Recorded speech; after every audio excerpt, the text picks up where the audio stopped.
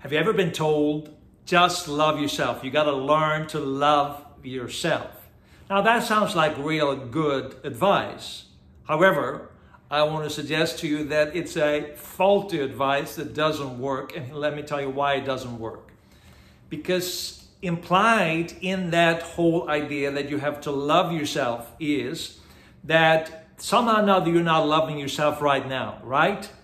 But the reason why you're not loving yourself right now is because you don't feel like you are deserving of love right now. Maybe you went through something. Maybe something happened.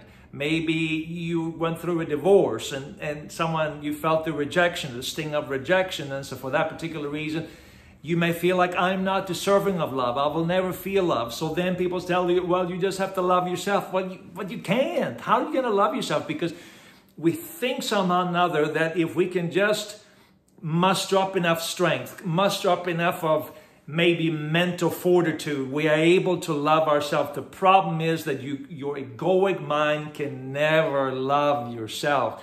Why? Because the egoic mind, in order to be loved and accepted and approved, it must be good and avoid evil. And the moment that you got an F in school, well, you don't feel like you can love yourself anymore. The moment that something happens that is negative and you blame yourself, when you're dealing with guilt, when you're dealing with shame, maybe you did something you should never done, a horrible thing, then you have all this guilt and shame, and now you're not able to love yourself. How can you? Your mind only will love yourself if you feel like you're worthy of it. So is there a better way? Of course. I wouldn't have brought this up if I didn't think there was a better way. And what is that better way? It's waking up to the pure presence of love within you. In other words, love is not something that you conjure up with your mind, but love is pure awareness. It's a state of consciousness. It is energy that flows within you. In fact, I would suggest to you that God is love. And in Him we live and move and have our being. In other words, God's presence is everywhere. And because God's presence is in us, the Father is above us, through us, and in us, the very presence of God permeates all of life.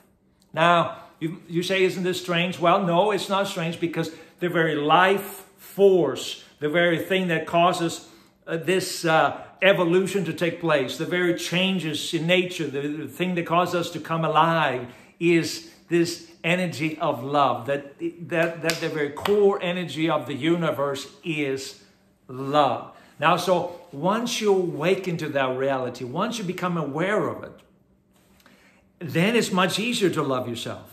Because you don't even, actually, it's not a matter of loving yourself. You're just aware of love. And because you're aware of love, it's no consideration. The problems you're having, or when you had an F in school, or when you go through something, well, you're just aware of the love within you, and therefore there is no need to love yourself based on how well you did. Are you getting what I'm talking about?